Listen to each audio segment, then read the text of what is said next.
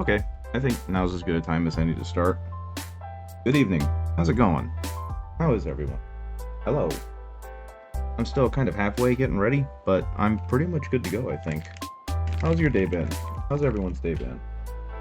I'm very sleepy. I spent most of my day in meetings, and they weren't the fun kind. They were the kind that I'm glad I got paid for. So, let's go ahead and get a little bit started today. Hello, it's me, Henry Paints. I had to move, well, I didn't have to, but I chose to move my streaming day because my wife's D&D game got delayed until today, which kind of stinks for her because it just got canceled because of some of her players having some other issues to deal with. So she gave me the good grace to just let me go ahead and stream down here, which I appreciate. And gonna go ahead and do that. I'm in kind of a weird place because I know what to paint, but I don't know what to paint. So I'm gonna do the best that I can with that. I'm gonna see how that goes tonight. I'm to think, what other colors do maybe I even went? I think that'll be fine. So tonight, I believe what I'm doing is going to be working one of the Skavens that I was working on, a Gray Seer tonight, and eventually, work on another guy that I'm pretty excited to work on. So, the starting soon images can go away, the main camera can come on, shadoozy. There we are. I upped the scale because apparently last stream was at 720p, which is unacceptable. So today it's going to be at 1080p. But I don't know if this is going to play very differently. Here is the lad. Here is the Gray Seer that I was working on last time. And I'm pretty darn happy with how he's turning out. And hopefully I can continue on that track. Again, since this is just a tabletop army, I'm not super interested in making him look display ready or anything. But I still want him to kind of pop when he's on the battlefield. So this is what I'm working on. I think the last thing I really need to do for him is the bell and the actual terrain down here, and the rats. I think from like the bell up, he's pretty much done. I might do a little bit of highlighting on the lumber to make it pop a little bit more, but I'm pretty happy with how it's turning out. And also, Mommy Dova, hi, good to see you. Thank you for being here. Are you, hopefully you're still down tomorrow for a game after work, because I should be able to get out there at about 6:30. And I do have, oh, I don't have to do Space Marine tonight. I already did Space Marine. Tonight is Rats. So, it is Skaven, not Skaven, he's Skaven. Gray Seer, and I don't even remember what this other guy is called, but he's got Rat with Gun. That's what we're calling it, because that's the other one that I've got to do tonight. So that's what we're working on. The other model, I'm only working on the small guys right now, but here is the other one, and I love him because he's got a ridiculous gun and a scope, and he's in armor. So I think I'm going to continue with making the armor look as ugly and rusted as possible, like I did with this. So hopefully this will turn out okay once I start working on it. Okay, trying to see if I can't finish assembling my Dark Angel so we can play tomorrow. I might just backtrack and go Custodians instead. And when you said cheese boys, do you mean the cheese-colored boys or the stinky cheese boys? I don't have enough Death Guard to do a 2,000-point game. I have just enough for a 1,000-point game. So I'm definitely going Imperial Fists. But yeah, I mean that's basically the Rat Gat, I suppose. So yeah, let's see what we need to do here. I think just to kind of start things off, I'm going to do some highlighting. So I'm going to do some on the lumber, and I didn't realize I had already started the bell, but I'm going to try and work up from there, and we'll see how it goes. Because the bell, I guess, is supposed to be a bronze, but honestly, I don't know how to color bronze, so we're just going to make it work. I'm going to mix. I don't have my palette cam up because, to be frank, I forgot about it. I played Space Marine 1 with some friends yesterday, and we had a really good time because they don't have Space Marine 2 yet, and it just reminded me how much fun Space Marine 1 was just as a game. You know what I mean? You play Grey Knights, but that would be bullying. I don't care. if you've got 2,000 points of something, then bring it. I want to play 40k because I've told you for a while now that I'd play 40k with you, and we haven't had the chance. And I finally have the chance. So, if you want to bring what you want to bring what you want to bring. I know that made like no sense, but in all seriousness, whatever you think would be fun or entertaining or interesting, or if you've got the models for it, bring it, okay? If I end up getting my ass beat, then I end up getting my ass beat. Because I know that the Grey Knights are pretty good in a lot of ways right now. My biggest thing is that I need to kind of do my homework and figure out how I should be playing my Imperial Fist tomorrow. And I've kind of got an idea, but I'm really not sure. I'm not sure if it's going to work out. So I suppose we will see when the dice hit the table. You know what I mean? Because you've played the game a whole lot more than me at this point. I actually haven't played 10th edition very much because I just haven't had the time.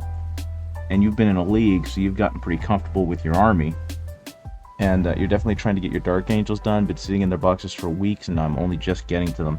I know that feeling. I've got some armies that are like that, where they've either been in their boxes or on a shelf waiting to be painted. I've got a set of old Warhammer Fantasy Orcs that I'm extremely interested in finishing now that I've got them all assembled, and they're like a quarter painted. Most of them are just primed, and it's like, I need to finish you guys because you were just straight given to me by an incredibly kind member of the play group, or of Mishap Games' like patronage. And I told him I was going to try and do a really cool diorama, and I just really haven't gotten to it, but I want to. I don't actually plan on playing Savage Orcs at all, but just the idea that I have this cool diorama from like Warhammer Fantasy and that era, from when I was like first learning about Warhammer, seems like a lot of fun. So that's my plan, is to go ahead and make it like that awesome bright green that the old game mats used to be, and just go from there, you know what I mean? And so eventually I'll get back to it. And I was also going to 3D print some more models, like a War Boss and maybe some ranged units and some Wolf Riders, just something that looks very archetypally Warhammer Fantasy from like 1998. That's the whole idea. And so at some point I'll get back to that. But that is not today. Today is rats. And there we go. Even that little bit of highlighting brought out the lumber quite a bit. I guess my next thing is I'm really not sure what color I want to do the bell. Because the bell, I was going to do like a bronzy, but I'm really not sure. Same with the rats. I kind of painted them just kind of an ugly brown, just to get something on them since they were all black, but I might change that. I might have made that brown just as an undertone so they'd be really dirty. And I'll just kind of raise it up from there to like a gross green or gray or something. I'm not quite sure yet, but I suppose I'll figure it out. So is your plan for tomorrow to like bring all the Terminators possible? Because I'm not building my army to counterplay your army. I'm honestly building it to play how I want to play the Imperial Fists. We'll have to try AOS sometimes too, Rats versus Sneaky Gits. Well, that's very doable. I'll have to clear it with the missus first to let her know that, hey, I'm going to take another Friday to play more tabletop gamies, but I don't see any reason why that can't be done. I did find out midway through the week that one of my friends is flying all the way to Oklahoma, and they need someone to watch one of their dogs. And that dog happens to like me a lot, so they asked if I could do it. So, this weekend, I'm going to be watching a very tiny, very shaky Chihuahua, which is really funny to me because I hate Chihuahuas in general. I just think they're like little shaky, yippy dogs that don't know any better. But, as always, I've discovered, it's all up to the owner, because this Chihuahua is a precious little boy, He's very old, and he's very shaky, but he's also very affectionate. And he decided that he likes me, so he's really cool, and I'm cool with him. And that's why it's okay that I'm watching him this weekend. So he's going to be dropped off at my place, and then I'm going to make sure that he's been taken out, and then I'm going to head over to all the vets in term. He's very cool. We'll see how this plays. I didn't do it on purpose, but I do have a decent amount of anti-Terminator tech. A lot of Strength 5 weapons, simply by dint of, you know, the Imperial Fists being chunky. So we'll see if they're able to cause any kinds of trouble for your Terminators. But yeah, one of the biggest things about this is that that's why I need to stay home until like 6:30, is that I've got to wait for them to bring their dog over so I can make sure he's all calm and situated and okay, and then I'll be heading over to I'll be heading over to the other place, and that'll work, and then I'll be ready to play. Hopefully, maybe, we'll see. Are you also bringing the Lion? Because I'm kind of interested to see how the Lion plays, because I've heard so much about how he's not very good. And I don't know how true that is, but I'm just curious because I've never fought against a Primarch before. I'm the only person in my current play group that has Primarchs, because I dove so far into this hobby. You know what I mean?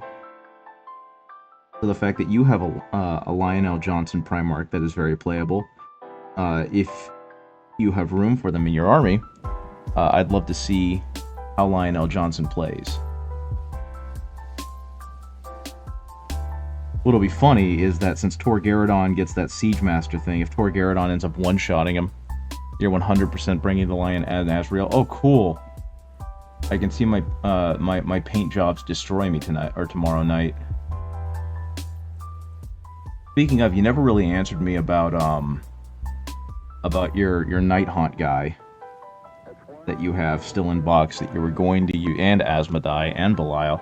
Oh, we're gonna have a little bit of a doppelganger issue then, because my Imperial Fist Chapter Master is definitely being brought to bear as well, and that is a kit-bashed Belial.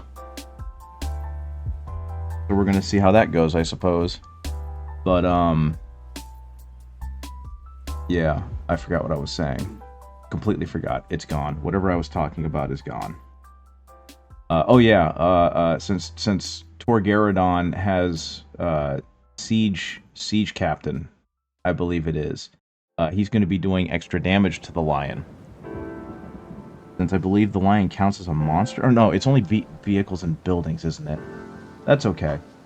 He's still going to be kind of a problem, and it's going to be fun.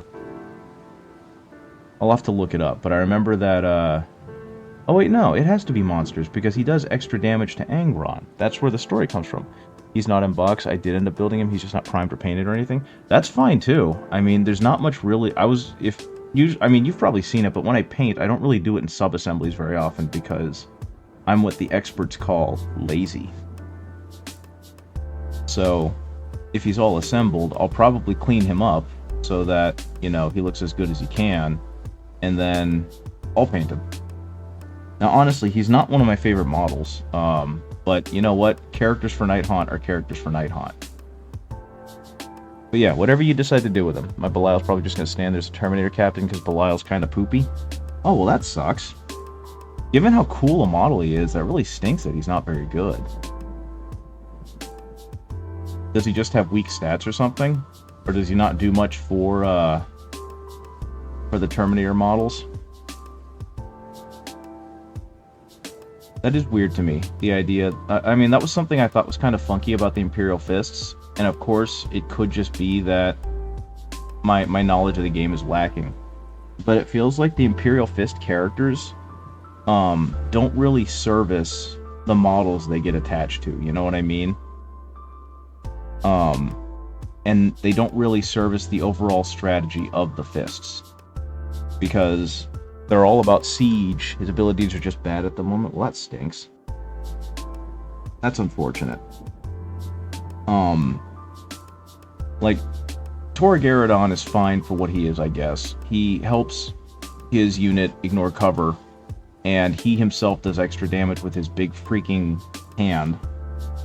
But in terms of actually furthering the Imperial Fist strategy, he doesn't really do much.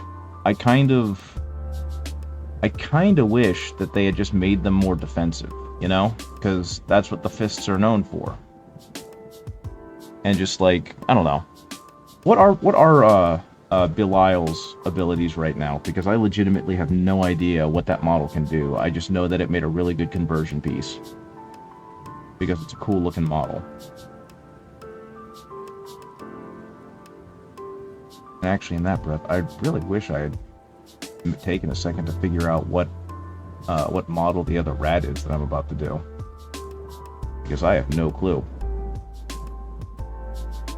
So I will say, this and how sloppy this is turning up. He throws out mortals when he makes 6s on his save, which means his squad needs to be dead first. And he gives them precision, which isn't a great keyword at the moment. Well, I guess if you're people hunt, or if you're character hunting, that's not bad. But yeah, I can definitely understand what you mean, that his abilities are really kind of mid. What am I doing? I've got the paint right there. You're right, that doesn't seem to be super good. But like I said, precision can really wreck a strategy, because if someone's built their unit around the leader, and then you kind of body the leader, then you've really wrecked their day, right? At least that would be my thought on it. But that seems like a super specific use for him. But then again, Terminators are just kind of a hassle to deal with anyway, because of how strong they are. Because while they may not be world wreckers, they are definitely very sticky and hard to get off the table. Which is the whole point, right? They're supposed to be kind of like something that the opponent has to focus way too much resources and time on, which gives the rest of your army more freedom to do what they need to do. At least that's how I understand it. I could be horribly wrong. Because again, I haven't played the game much recently. But yeah, since you've got your characters, I'm bringing my characters too. I'm definitely bringing Captain Lysander. He's going to be part of the army. And I'm definitely bringing Torgaradon. So we'll see how the Imperial Fist special characters line up and how well they do. How well or poorly they do.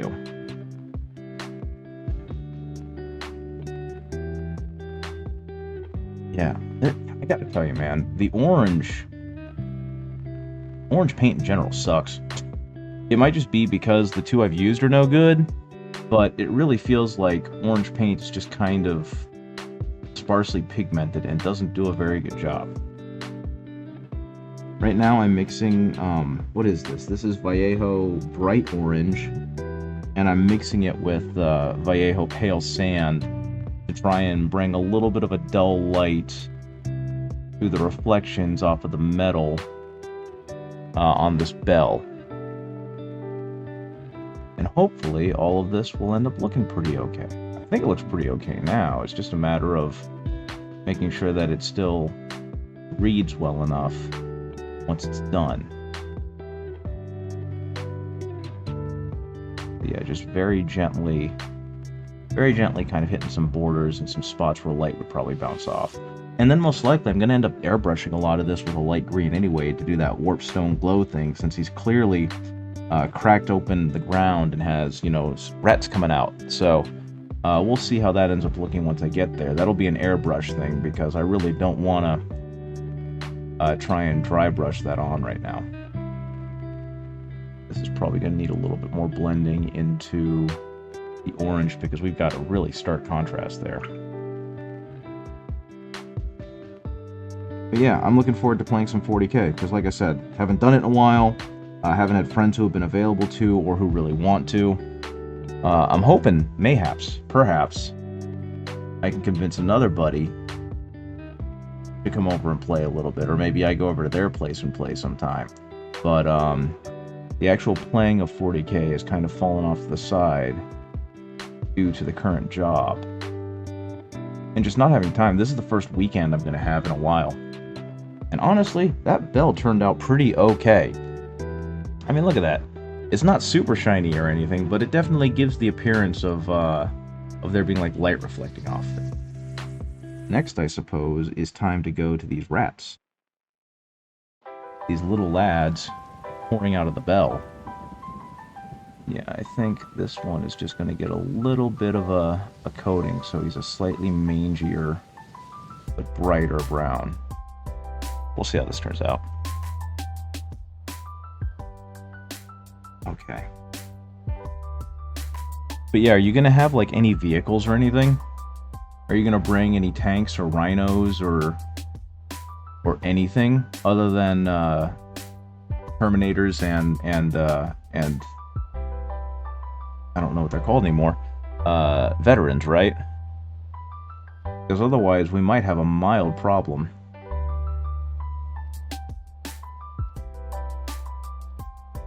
I mean, I suppose I could change my army up a little bit. I don't know. We'll see. Something I am interested in, I've been scouring eBay and I've been seeing a lot of them available, so when I have some extra money, I'm definitely going to take advantage of it, but I'm going to need a lot more Skaven infantry. So I've been looking around, and there are a ton of people selling just clan rats for dirt cheap. You know, like $25 for 20 of them or something, or $35 for 20 of them.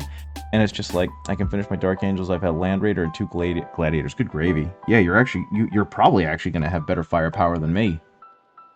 I'm going to bring what I can, but we'll see if it's going to be able to hold up. I keep forgetting you got those. And yeah, Gladiators are still pretty good, aren't they? I know they're a pretty big point investment, but for what they do, they're pretty darn good. Could be wrong, but I do not recall. Because I've got the Ballistus Dreadnought, and I'm bringing a Repulsor, Executioner, and a Vindicator. And I think for how my army is set up, that's going to be good enough, because everything else is going to be kind of tied up in heavy infantry. And we'll see if the heavy infantry is going to be able to make it to you before you blow them off the board, or beat them to death. We'll find out which. Because unfortunately, I don't really have any transports. They're not that bad, 160 points for each different variety. It blows my mind that a tank, a vehicle, is less than like 200 points. Because it just feels to me that vehicles should be really expensive given how strong or how durable they are. But at the same time, they do kind of fold to concentrated fire, don't they? I legitimately do not remember. All I know is that it's always been weird to me how oddly balanced the game is with vehicles. And I get it, because you don't want like a single vehicle to take over the entire game. But it just feels like vehicles should be scary for infantry to have to deal with. But I think that just goes back to the fact that 40k is just an oddly balanced game because it has to be a game, right? You can't have people just walk in and do an all vehicles list and win, because that wouldn't be fair. That would make the game just way too cheap. So I can kind of understand why they're not doing that. But yeah, I don't know. I haven't been keeping up with it. So yeah, 2 Gladiators, a Land Raider. What version Land Raider? What version of Land Raider did you end up making? Because they have the one with the heavy flamers, they have the one with the storm bolters, they've got the one with the las cannons. Which one did you decide on? So we're gonna add a little bit of pale sand to this green-brown mixture. Do some highlights on this rat. Gladiators defense-wise are terrible. Yeah, I suppose so. I mean, I guess that makes sense. They probably fold to heavy fire real quickly, because what, they're like toughness 10, I believe? Which again, should be good, but I guess if you got dedicated anti-tank, they don't really stand up too well to that kind of assault, because they don't have any natural saves or anything. Redeemer all the way, Flamers. Oh boy. I went the opposite. I went Gladiator Crusader, because that's what I happened to buy. And to be honest, it fits more with my Imperial Fist army, because bolters. You know, hurricane bolters are the way to go for me. Okay. See what we got here. Let's go ahead and do some of that.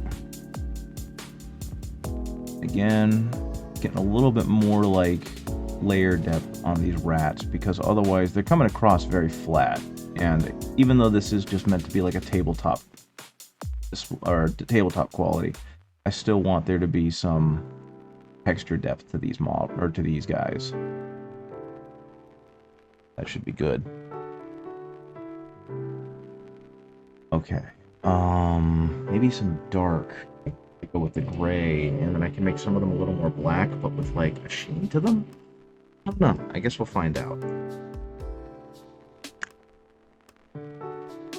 I'm honestly surprised, given that you're such a fan of flamers, that you don't just play salamanders and buy like 30 Infernus Marines or something.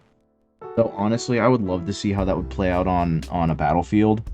Is just 3 squads of 10 Infernus Marines with like the salamanders. I don't even remember what their detachment is called, but with that detachment keyword that makes them stronger and better. That would be ridiculous. And I suppose at some point I'm going to see that, because I have a buddy who plays salamanders. You might also go Custodes and use my own dreads against me. Oh boy, I can't wait. Now the Custodes would probably spank me, because all my guys are slow moving. They've got limited melee capabilities. Those dreadnoughts are scary. We would just have to see. Did you ever finish painting those bases? Because I know I didn't. I definitely gave them to you with like... Oh! Thank you, Loopy. Thank you for the follow. I just don't like the salamander lore or anything. The lion is easily your favorite Primarch. Well, that makes perfect sense. Especially with his return, he's become a whole lot cooler. And he was always pretty neat due to how veiled he was, I'll say. Okay, go ahead and do some of that. Okay. What else do I want to do here? I might make this other one more of a mangy orange. And once I'm finished with him, I think I'll be done with this guy for a little while, because I don't really know what else to do for him. I'm gonna have to paint the tile at his feet, like where he's starting to spread out there, but I'm not really sure exactly what I want to do. You know, I'm not sure how I want to go about it. I'm just kind of mixing oranges and blacks and other colors to make them have a little bit more, like, I want everything to look dirty. These rats are not allowed to look clean, and while I love the paint jobs that Games Workshop gave them and the Heavy Metal team, everything looks clean. I'm gonna see what I can do about that. I mean, I guess honestly, you could still play the Salamander detachment if you wanted to. Because it's no longer Salamander specific, right? They've made it so that every detachment is just kind of like, here's a tendency. Choose the chapter you want. Okay, oh yeah, red. I need to do red for their eyes. Now this is where I'm going to go back to using Pro-Acryl. Bold Pyrrole Red. Because it makes just this really, really vibrant red on the model. And so hopefully, when I dot in the eyes of the rats, it's going to make them really pop. That's what I'm looking for. Be really prominent against how mangy they are. I watched like a clip from one of the Hammer and Bolter episodes where they had some mercenaries go down into the sewers to deal with Skaven, and as with many other things where they use this same trope, the red eyes against the black background really stood out for me as like, yes, this is what I want for my Skaven. I want them all to be red-eyed and nightmarish in shadows. So my hope is, with this not very pointy tip, is that I might just be able to get little dots of red for the eyes and make it so that the eyes really, really pop against everything else. Because it's like this great pure red versus all this kind of scratchy, painterly detail that I've got going on. I think with this little lad, this might be near impossible, but we shall see. Oh, heck yeah, just barely got it.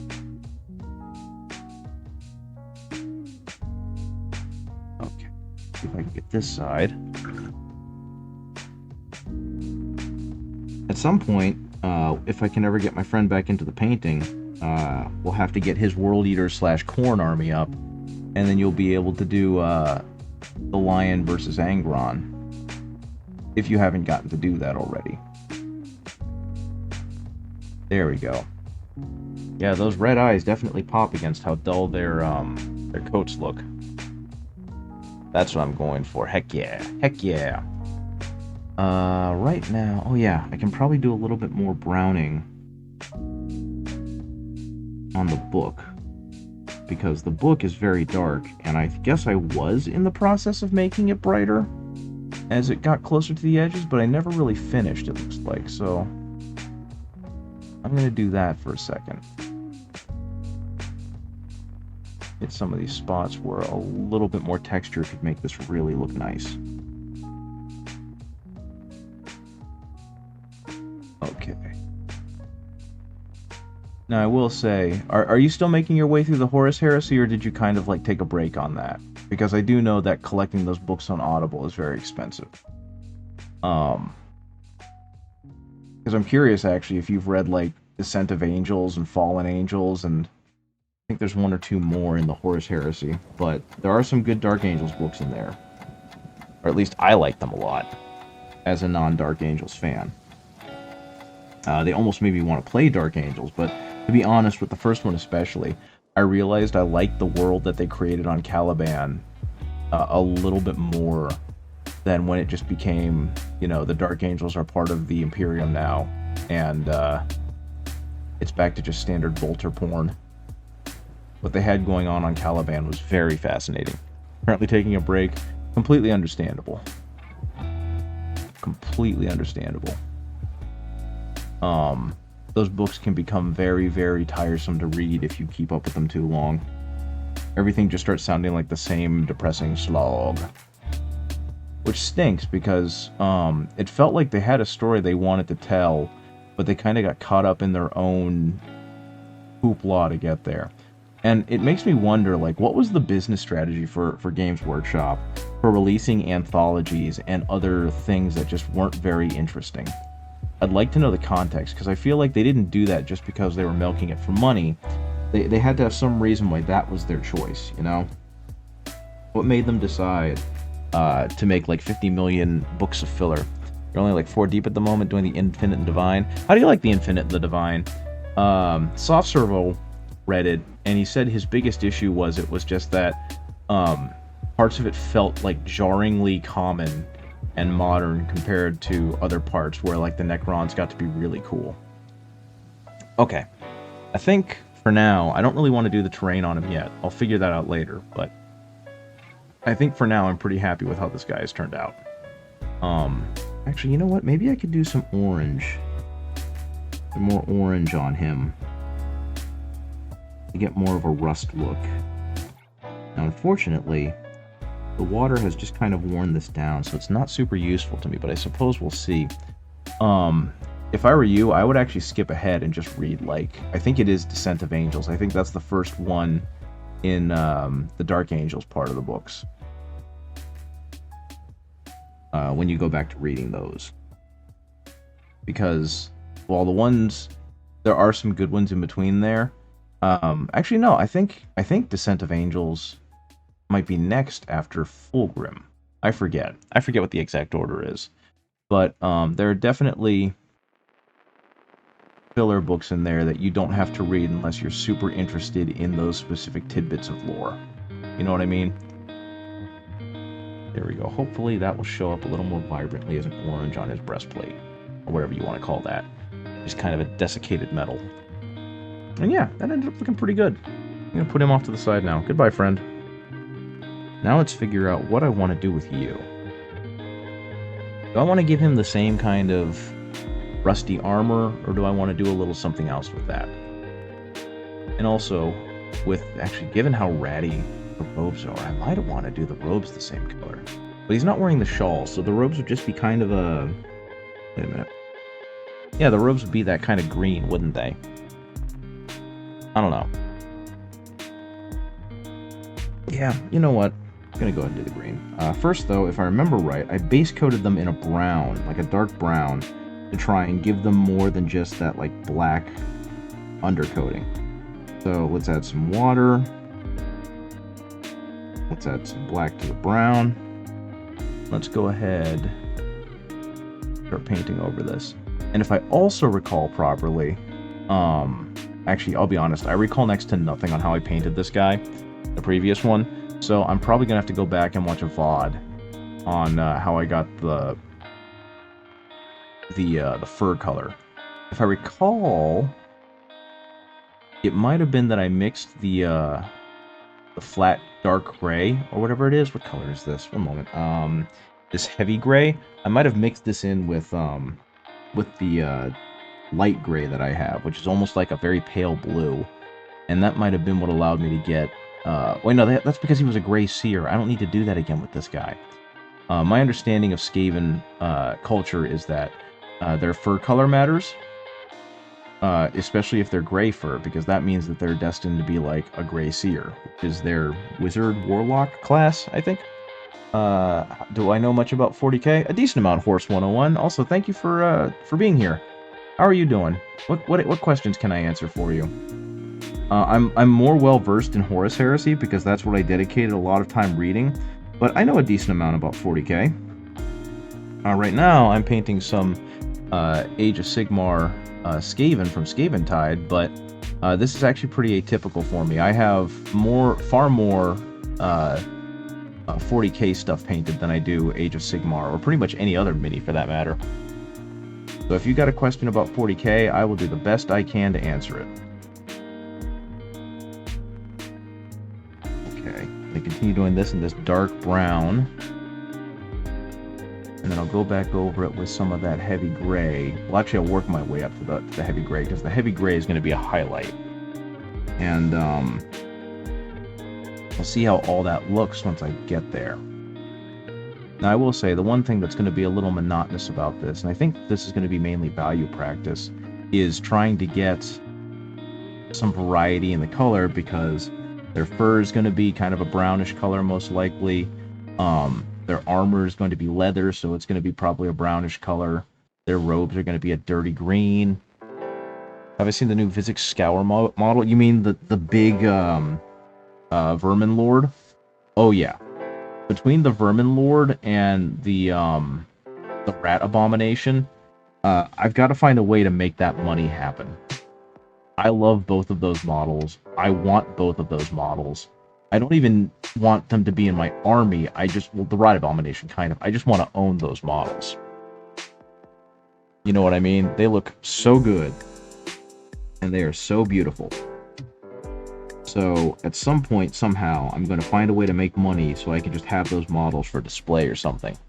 I might paint Vizix Scour as part of a competition.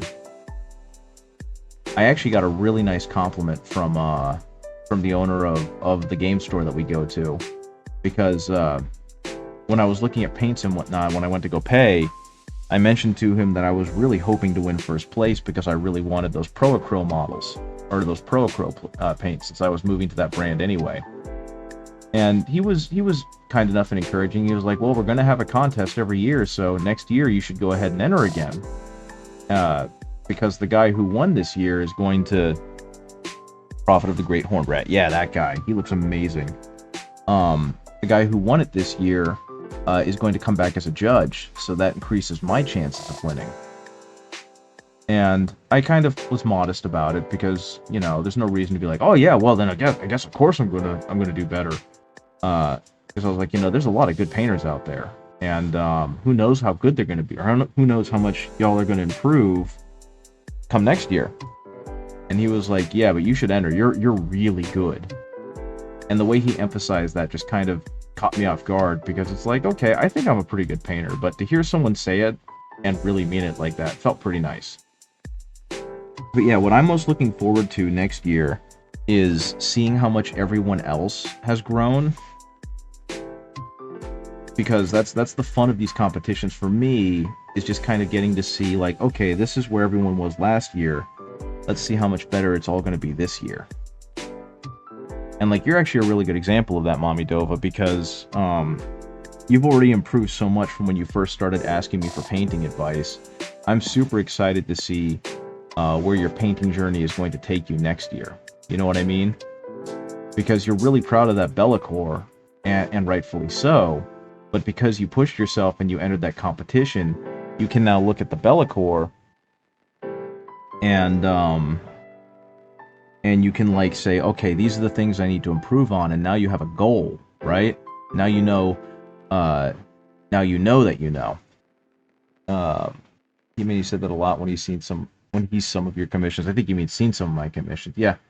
Generally, he's been a lot more even keel around me with it. Like, he'll say, yeah, they're pretty good. But it was very different inflection when he was talking to me last time I was there. I'm going to enter next year, too, and try and learn highlights this year. Well, hopefully, on, like, a Thursday, I'll be able to go to a painting thing, and I can teach you how to do highlights, because I don't want to say they're not difficult, but, like, the theory behind them ain't bad. And then it's just practice. You know what I mean? And especially since you like Space Marines, and you've been painting Space Marines so much, they're a really good place to start. And I've mentioned it before, probably on this channel during a stream, but I legitimately think that Games Workshop either intentionally or unintentionally made, like, an amazing starter model with Space Marines, because they're so good for introducing people with, like, how to paint. Okay, it looks like I accidentally highlighted him into just a dirty brown robe, which I suppose is fine, but I am going to go back over it with that green, because I want to keep the robe color at least somewhat consistent. But yeah, like just now, I don't know how much you were able to see because you were also working on your own models, but I just did a highlight, right? I started with a black, and then I kind of covered him with a brown black, and then I hit kind of the high spots only with the brown. And it's one of those weird things where, like, you see people do it online, and you're like, how the frick did they do that? How on God's green earth did they know where to highlight it and where not to? And it always is made to look so easy. And that's kind of what happened. I just started looking at high spots and going, okay, paint goes here. And it just kind of dried to the color that I was hoping for. So I guess it really is just a case of keep trying, because eventually it'll become like a sixth sense. And your highlighting will become more accurate and more specific and more focused the more you do it.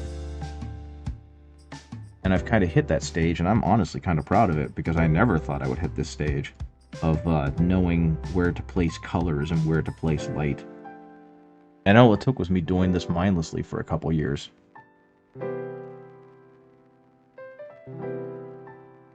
Okay, so now we're going to transition from this dirty, muggy brown into what I'm hoping is going to end up being more of a green-gray. Right now, it's kind of a gross, like, diarrhea-colored brown, because I'm mixing in the green-gray, the heavy gray, with the brown that I have, so as to create kind of a transitional highlight.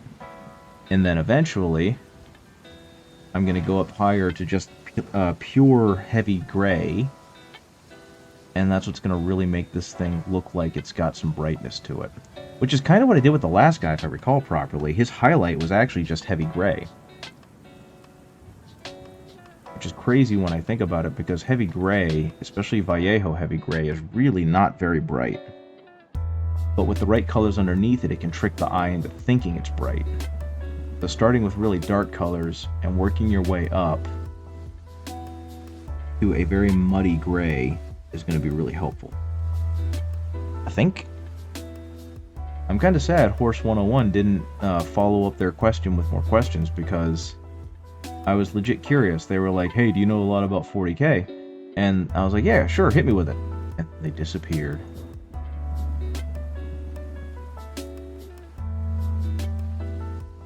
But that's okay. If anyone else ever has any questions about the Warhams, I'll do my best to answer it, because former school teacher, loves talking about stuff I know lots about. Loves helping people learn about stuff I know lots about.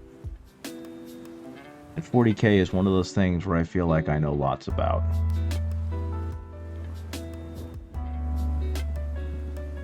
Okay. More of that heavy gray brown. Only try and hit the high spots, which is kind of difficult to do, especially with a wet brush. This is actually where moisture control can become a big deal. If you're letting your brush get too wet and collect too much paint, it's just going to leave these ugly blobs, right?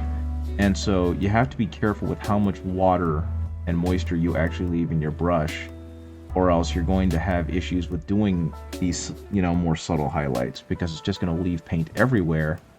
And one of the big things about doing highlights and, doing volumetric lighting on your Mini is having good placement of your colors. And if your paint is just kind of sliding all over the place because it's too wet, you really can't do that. Okay, up here. See, like, I'm able to kind of just drag it across the top of the model, and it mainly hits the high spots, kind of like a rough dry brush, because the brush is dry enough. I mean, it's not bone dry, but it's definitely not soaking wet. And that allows me to kind of play with it a little bit and get some better color definition. Okay. Same kind of thing. Did another highlight.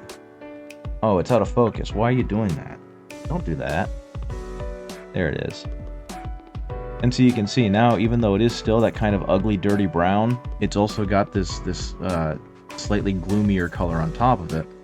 And what's going to happen next is I'm going to hit it with just pure heavy gray, and you're going to get to see kind of how the highlights work, because these are all just transitions, and I think I've mentioned it before, but Filon Miniatures does a great job of constantly emphasizing, you're just painting in smaller areas than the previous area. And that way you can really get the mind to think that light is concentrating on spots on the model. And that's what really creates the illusion of a highlight, is where it looks like there are bright spots on the model, and these are the high spots, versus the entire model being bright, and then your eyes really don't have anything to follow.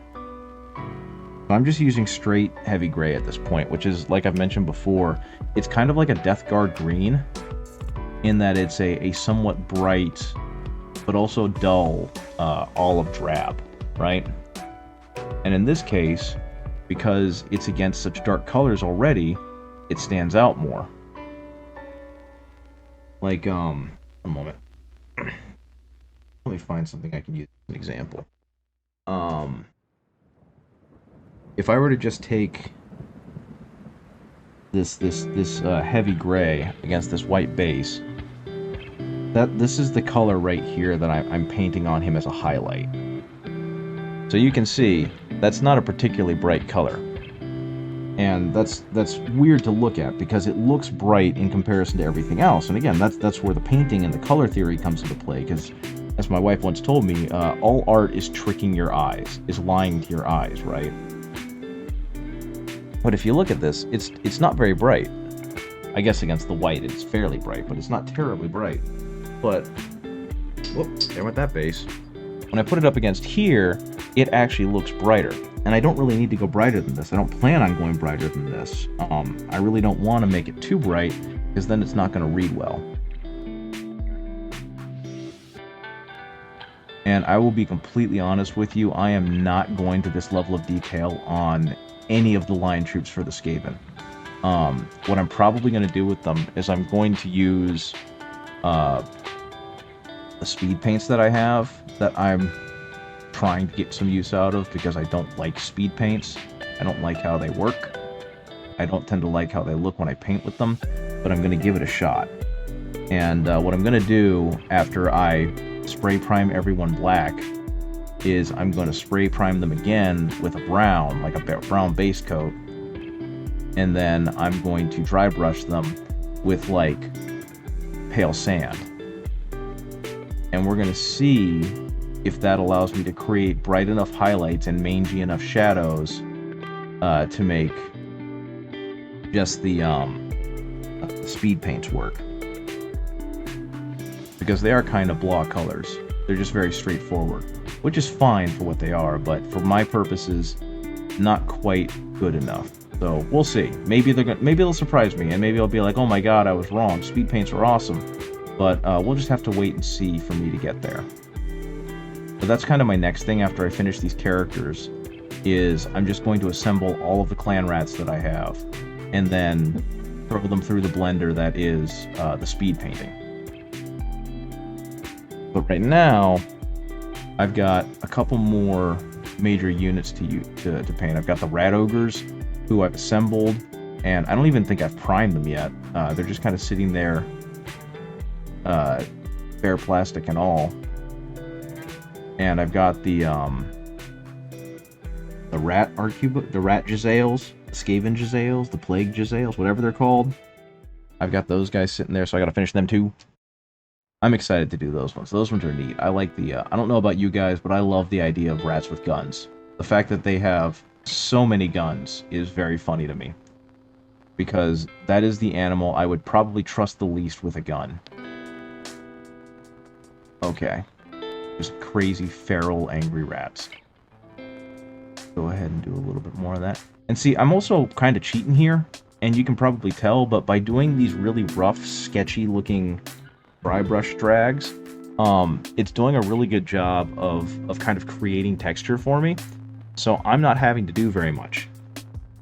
And that's going a long way with making the model look more visually appealing than he otherwise would.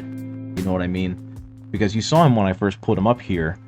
He's got a cool pose, and he's got a lot of cool texture, but he still comes across as a little flat. And if I were to just paint him by standard, you know, just kind of block him in and then paint him, he'd be very dull. He'd read very flat. And thankfully, by just kind of keeping it very painterly, it's giving him much more interest because it's creating much more depth on him. So that is all done. Next, I could probably go ahead and paint in that Warplock Jezzail, or that musket, or whatever you want to call it. Hey, Rusted Bartender, thank you for the follow. I appreciate it. How are you doing? How's your day been going? It's, what time is it? It is 8 o'clock in the evening for me. And right now, I am just kind of chilling after a long day's work by painting up some evil rat men. I hope your day is going well. If you have any questions, please don't hesitate to ask. Let's see. But yeah, this is going to be an interesting one because there's so much built-in texture to this wood. What I probably ought to do is moisten the brush a little bit. Get it in there. Get this a little more runny. And there we go. Now I can just kind of run into... How did they get so much texture in this tiny little gun? I gotta say what you will about Games Workshop, but the level of detail they managed to get out of these guys, I just realized I have not put the arms on my guy. I should not have put the arms on my guys. Why not? Hey, Snow Twig, how's it going? Why not, Rusted Bartender? Generally, my rule of thumb is, if you can't reach it, then it's in shadow. If you can't reach it, don't need to paint it. But that's just me. One of my favorite things is that I'll just spray prime them black, and that will just allow me to be like, yep, everything that I can't touch is in shadow. No one's going to notice, no one's going to care. Especially from 3 feet away. But yeah, how are you guys doing? How are things going? I feel like I yammer kind of incessantly on here to fill the void of sound, but I would love to hear from y'all. And also, something else I think is kind of neat, especially with knowing how lumber works. This is some really cracked, dried out lumber. But obviously they just made it that way so it gives a little bit more texture to the model. Because it's now impossible to paint the Thousand Suns chess pieces. Oof. Oof, oof, oof. Yeah, I get you there.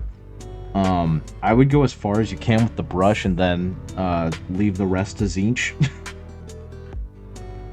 Because, yeah, I mean, honestly, it's one of those things where if you angle it right, you might be able to hit it.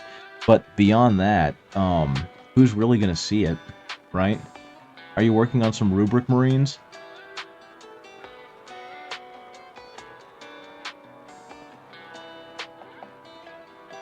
I mean, something I've thought of doing, and this has always been kind of like, if I ever built rubric marines, is this how I'd want to do it? Is like spray painting the entire thing gold. Just chilling, trying to stay awake. Yeah, they're your first squad. Yeah, so what I would do in that case is legitimately go as far as you can with a small brush, and then just don't bother with the rest of it, because it is a small miniature. People aren't going to notice if parts of their armor aren't painted. It really is one of those things of like, if you can't paint it, they most likely can't see it. And actually, let me see if I can find a good example of that, because I have some texture on the robe. Looks really good. Thank you. Done as lazily as possible. Yeah, this guy's a good example. It's a 3D printed Space Marine Devastator, and his belt and whatnot, the part that will bug me is the eye on their chest will not be painted. Oh, that's fair. That one really is just, like, do the best job that you can. I don't know exactly what your model looks like, but I would just take, again, the best brush that you've got and just kind of go in at a parallel angle and just brush against it. And get it as well as you can. I forgot how good a job I did on this model. Look at me go. Except that purity seal is ridiculous. That purity seal.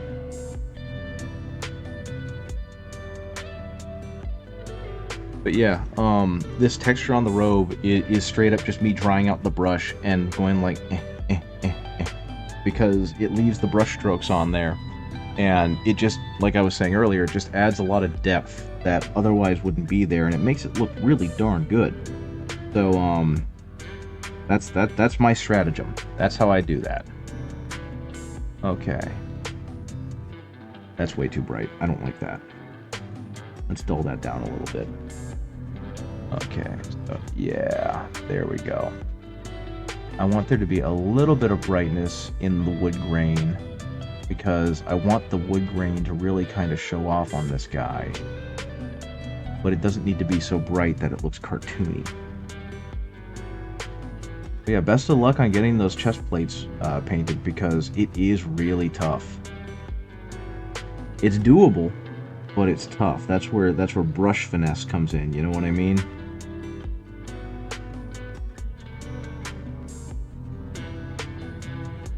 Okay. Something that helps with stability for me, and you can probably see me do it, is like resting a finger against the model. That way I have a better idea, or like my hand's a lot more stable, right? Wow, why is it really that badly out of focus? Give me a second, guys. Let me finish this, and then I'll try and finagle the camera to pay attention. Because right now, then I get to paint Magnus the Red Monochrome. Good lord. Congrats with Magnus. It's a really cool model. I hope it turns out good. Okay, no, it's just my eyes are blurry. That's the problem. Magnus is a really cool model. He's one that I want to get. I don't have one yet. I have a Mortarion that I'm really proud of, and I want to get an Angron, I want to get a Magnus, I want to have them all, because they are super cool models. And even if I never play that army, they're just neat display pieces, you know? So first of all, congrats on getting a Magnus, and second of all, good luck on painting the Magnus. Yeah, what is going on with the zooming? Am I too close? Am I too far? Camera, play nice. Okay. I think next, going to be a little bit of heavy gray with a little bit of black. We're going to go ahead and do the metal bits. That's not enough black. Something else that I use that has proven to be far more valuable than I ever thought it would be is actually Airbrush Flow Improver. Even if you don't have an airbrush, the Airbrush Flow Improver does a magnificent, magnificent job of like thinning down your paint without making it bead the same way that water does. It doesn't have the same kind of coherence or add cohesion that water does. So it makes it really nice and really easy to do better blends and to not have such a chunky paint consistency when you're trying to paint. But yeah, that was, speaking of Thousand Suns, that was another army that I wanted to get into, and that was almost entirely because of the book A Thousand Suns. I was obviously in that stage where everything Warhammer was super cool and super novel to me, as I was reading through a lot of the early Heresy books, but they do such a good job of making the Thousand Suns characters seem so neat, and it's like, man, I want an army of that. I want to play as these characters. And I think that's the joy of Warhammer, at least it is for me, is really getting involved in the lore in your brain, and like visualizing what kind of cool stuff and cool scenarios can happen. And that's unfortunately also where the game itself kind of falls a little flat for me, is that I really don't have those moments when I play the game. And it's probably because me personally, I'm thinking too hard about the strategery of winning, and how the game's mechanics work versus what my army is going through, you know? The story that's unraveling on the field. But I don't know. I love the idea of Warhammer, and I wish I had more time to play it to kind of get the feeling of the narrative events in my brain happening the same way. Okay. Now here's the best part about this, is this thing is going to look wretched. This gun is going to look like it barely works. He's going to be incredibly, incredibly rusted over. The metal is going to be very dull and look like he was scavenged it from like a sewer pipe. This is going to be great. This is something else I'm having a lot of fun with personally, is that the Skaven embody all of the best parts of how crummy everything looks in the same way the Death Guard do, but obviously there's a lot more of a chaotic feral energy to it versus the slovenly contentedness that Nurgle gets and the Death Guard get. So I'm going to have a lot of fun making everything look like it was smashed together really quickly instead of just left out to rot for a while, you know? Oh, I never drilled the hole in this. Well, dang-a-rang. One moment. Let me do that. Now, something that's kind of cool with Magnus, especially because he is a larger character, is that you could, like, spray prime him purple, and then from a Zenithal spray, spray him red, and that way he'll have a really nice shadow color. Okay, good, I hit dead center with that. This is what's called a WoW stick, in case you haven't seen one before. They're low rep, low rotation, high torque. So what they do is exactly this. They drill really nice holes for you when you're trying to do like barrels and whatnot.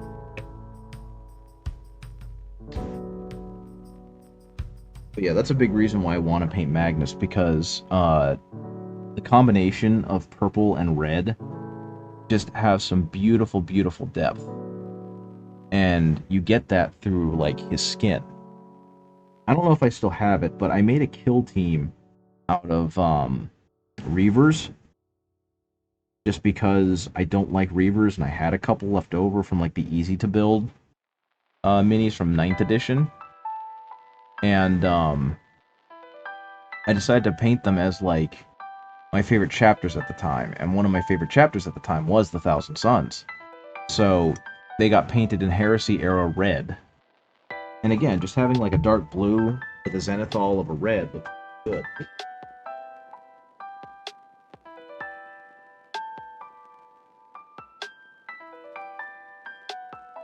So yeah, like, I think he's either got a purple or a dark blue shadow, but then he's just got the red zenithal over him. And it looks good. The shadow looks super dynamic, and I didn't really do much else to him. I think I dry brushed him a little bit, but you can see he's got some really cool shading going on that's almost unintentional, right? Yeah.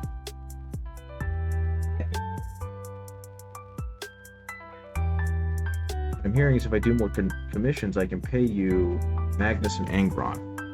Yes, actually. That would be nice, because it means I would have a Magnus and an Angron. Now, admittedly, they're not super high on my priority list, so while it would be cool to have them, I definitely have other things I'd rather own in front of them. So if you want to continue paying me for my commissions in minis, I have a list of ones that I'd be like, yeah, can I get this, because there are definitely some cool dudes out there. What else? Eventually I'm going to have to paint. I don't know. I think I'm going to go into his breastplate next. I don't know what color to make his fur. I forget. The Skaven culture, you do have a Horus sitting on your... Yes, I know, and I'm very excited for tomorrow because of that. That's a huge reason why I want to play 40k with you, is to have an excuse to come pick up Horus. So I'd greatly appreciate if you brought that with you. Okay. Because I don't want to make that my project this weekend because I have so many Skaven, but I want to be in possession of it, you know what I mean? Okay, so right now all this armor, it's really just me kind of dabbing in a little bit of heavy gray into Vallejo black, which is allowing the gray to come off as a slightly more dull, muted color versus where it was. And that's going to mean all the difference for me when I start building it up, because I'm going to be using a different gray to build it up. It's starting as kind of this very dark matte green, and it's going to eventually become a much more metallic looking color. And if you're really new here and you don't know too much about mini painting, I'm going to be doing what is called non-metallic metal, because I do not like the metal paints. I think they have their purpose and they can look great depending on where you use them and how you use them. And they are awesome for if you're just trying to get some dudes on the table. But in my case, I've got to flex because I learned how to do this. And so now I've got to do it every opportunity I can to both get better and to also just kind of show off a little bit. But yeah, Mommy Dova, you planning on bringing Horus tomorrow? Because I know that asking you to bring 2,000 points of Dark Angels and Horus is kind of a big ask, but I can't think of a better way to like make the exchange more than just a business exchange. Okay.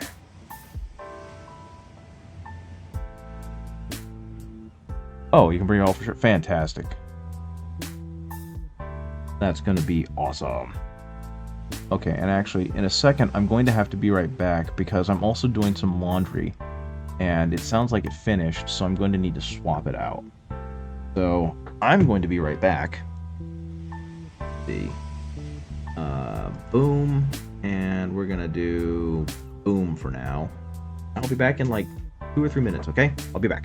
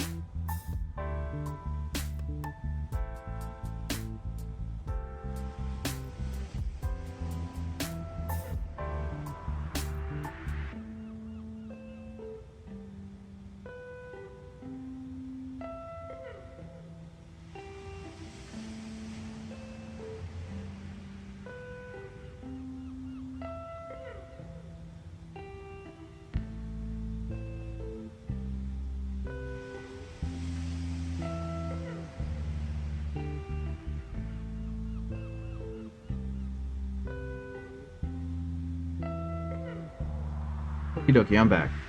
That was a lot quicker than I thought it would be. I forgot it's a much smaller load of laundry than I expected. But, yeah. Very cool, very cool. I am going to stop a little earlier than I normally would, probably around 9:30, 9-ish. So that way I can actually get everything packed up for tomorrow. Because, I know that I'm bringing a slightly more unorthodox list than I normally would. Though it's just because I've been packing to play as though I'm trying to do, like, I don't know how I want to say this, but I looked at my list, I realized I didn't like it, and I wanted it to be more Imperial Fisty, more on model, on lore. So I need to swap some things out. I need to go grab some characters out of the display shelf. That kind of stuff. And actually, it's given me a desire to repaint my Captain Lysander, because I thought he looked good from when I did him. Painting through a magnifying glass is trippy. It really is. I can't do it. I legitimately cannot paint through a magnifying glass because of how much it messes with my like visual depth. Depth sight? I don't know what to call it. I've forgotten. But the point is, it makes me nauseous. So I don't do it.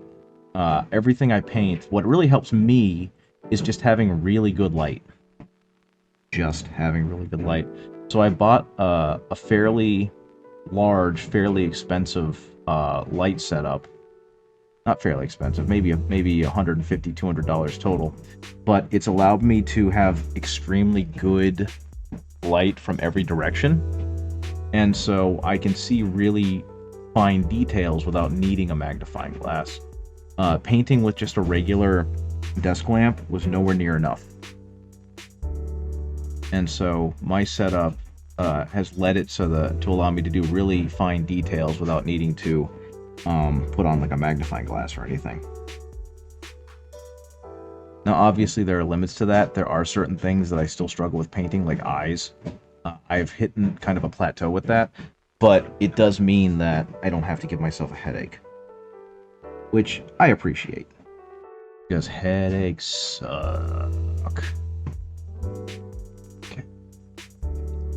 Yeah, there we go. That's good. You know what? I'm also going to go ahead and do this rat skull in dark brown, because what will happen is eventually when I go back over it with the bone color is it'll just create a really nice shadow. What I thought was kind of cool was, I think it Squidmar? I believe it was Squidmar Minis who bought like one of those high-powered microscopes.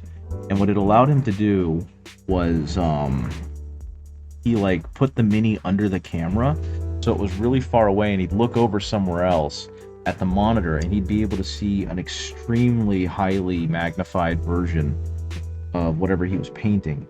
And it showed him what he thought were like really well painted eyes and eyebrows, and just how dopey they actually looked. But I mean, there is only so much you can do with the human eye, right? Okay, next. Gonna have a lot of dark leather in a second, I guess, or a lot of dark browns, because some of this is going to go up to like a really rusted over goldish color, but a lot of this is going to be leather. I'm gonna go ahead, knock all this down with a dark brown, including this strap over here. Oh, can't even see him. And do the belt the same thing.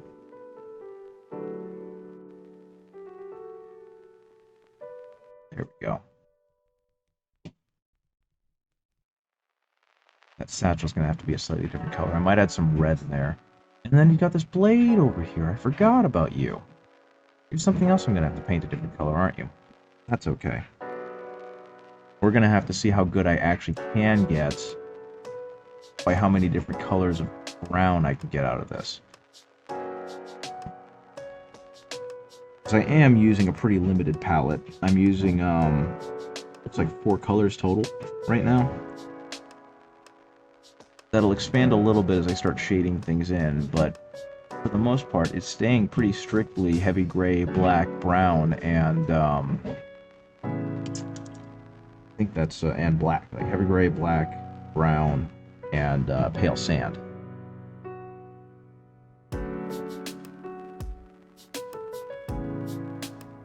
There we go. I really kind of wish I'd put up my palette camera, because you guys would be able to see exactly how little I'm doing with my selection of paints here. Okay, I'm just going to keep it off until I can find a solid way to keep it on. Speaking of Dark Angels, you never guess whose banner broke off again. Ah, that's really annoying.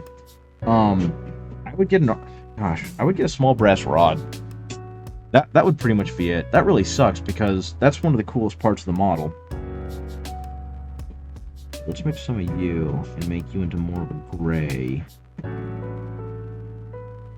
I thought I glued that thing on pretty well, but I guess it's really hard to keep that banner on because there's not much of a connection there, which is what's annoyed me to begin with. I'm sorry that you're having to deal with that.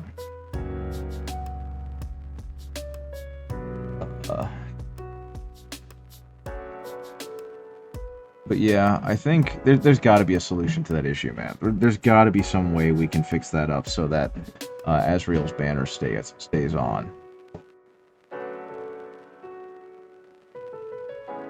Let's go ahead and mix this in because that ended up being much brighter a highlight than I wanted. There we go. So yeah, that was way too bright, at least on his eyepiece. I guess the first time it snapped just made it weak overall. Well, yeah, it's just kind of like a broken bone, right? It never mends back to as strong as it was. It's now created a point of weakness, and unfortunately, the plastic glue only creates a bond right at that point. It doesn't actually do a very good job of making it, like, truly reunify as one.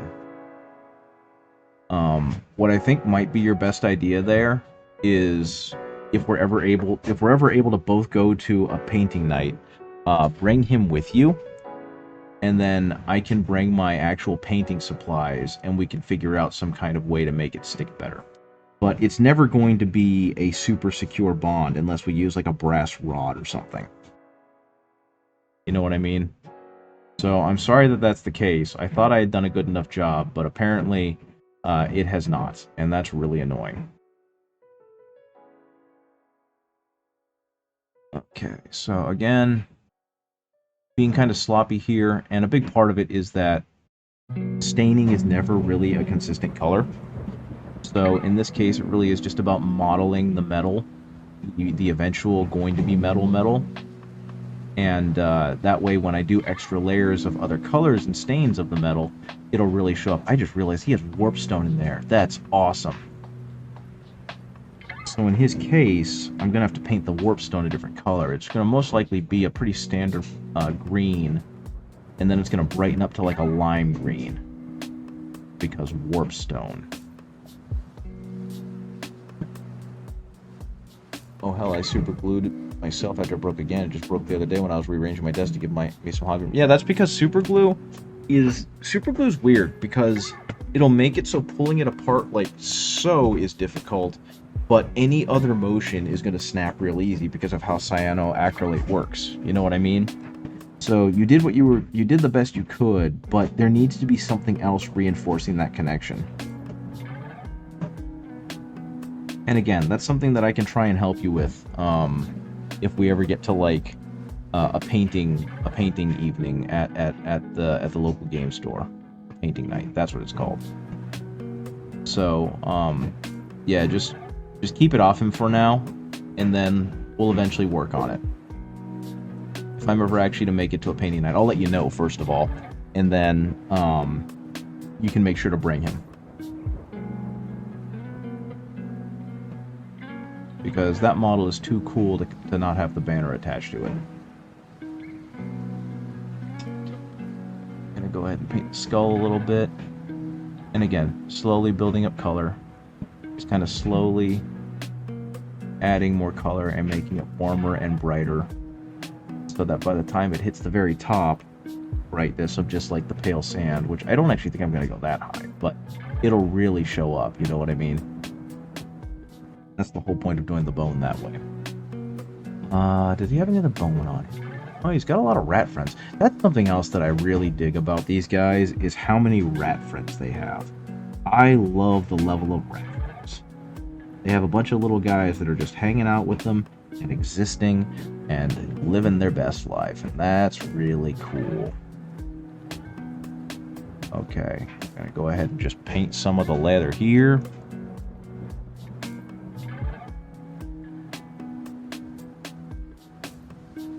Paint some of the leather like so. And again, all I'm doing is using like tiny little brush strokes with a beat up brush so that it gives it some degree of texture. I'm probably gonna have to, you know what? I'm gonna go ahead and add some more brown into this, because that brightness is off-putting. It's way too bright for what it is. And even though this brown is very clearly brighter and warmer than the first layer, it'll kind of blend back down. And that way, when I get that second layer on there, it will make much smoother a transition.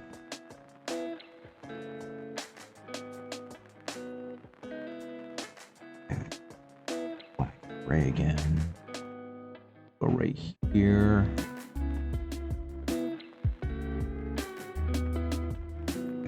That brown again. And again, the brown is definitely showing up as a considerably brighter color on the model than it is on my wet palette. And again, it's just because it's against darker colors, which is doing a good job of reflecting it back, right? Okay, the next thing... Actually, yeah, okay, so I'm going to add a little bit of water to this brown. And I'm just going to kind of glaze it on right here. And it's not going to leave a very dark coat, hopefully, or a very thorough coat.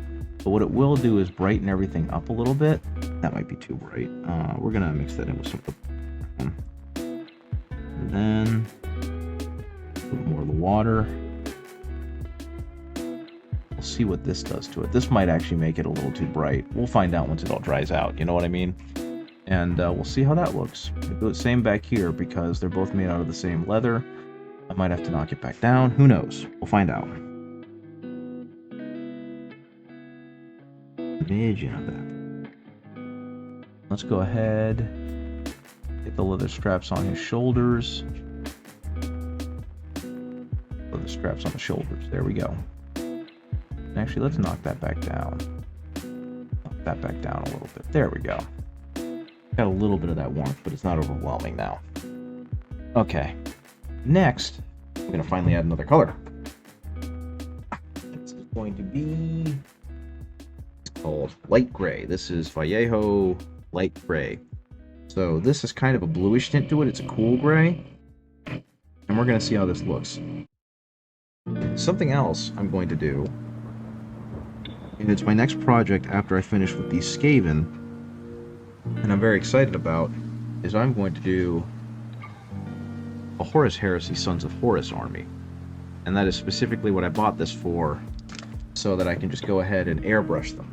Because I'm only going to focus really hard on like the officer models, and everything else is just going to be generally sprayed, because I do not have the patience to like do a super high detail job on every model, because I plan on getting like 40 infantry or like 60 infantry, and you know, making a real, as accurate as I can, rendition of the Sons of Horus around the time that they besiege Terra.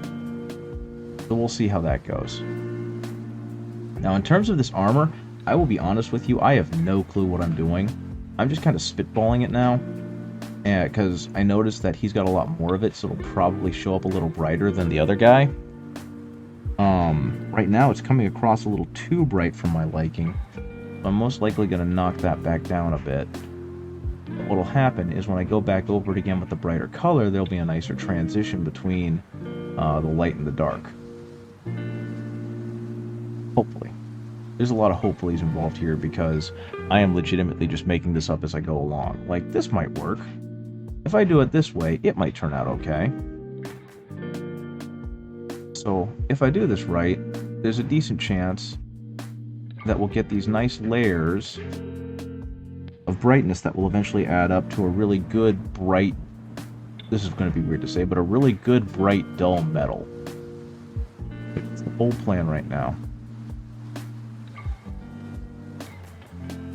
Okay. Yeah, that top one's looking a little ragged, but we'll make that work. And water back in, because I'm too lazy to get out the airbrush thinner. That back in on top. There we go. Get a little dip of that gray. Mix it back in, so I just get that little hint of a lighter color. And then, even though this is still wet, I'm going to give it a shot. There we go. I don't want it to be super bright. That'll come later. As I've mentioned before, you just want a little bit brighter in a little smaller a coverage space. There we go. Now that's starting to look like a metallic. A little bit more. the green into this concoction, which is just like a dime-sized puddle or smear on my wet palette. And let's see if I can replicate that up here. Go ahead and just hit it where I think light would hit, which for me is always a crapshoot. I'm not exactly sure how light would bounce off of some of these shapes. I have not done any studies on this. Okay. That might be a little too bright. Mix back in some of that gray. Mix back in some of that black. All together. Hope and pray. Okay, let's see what we got here.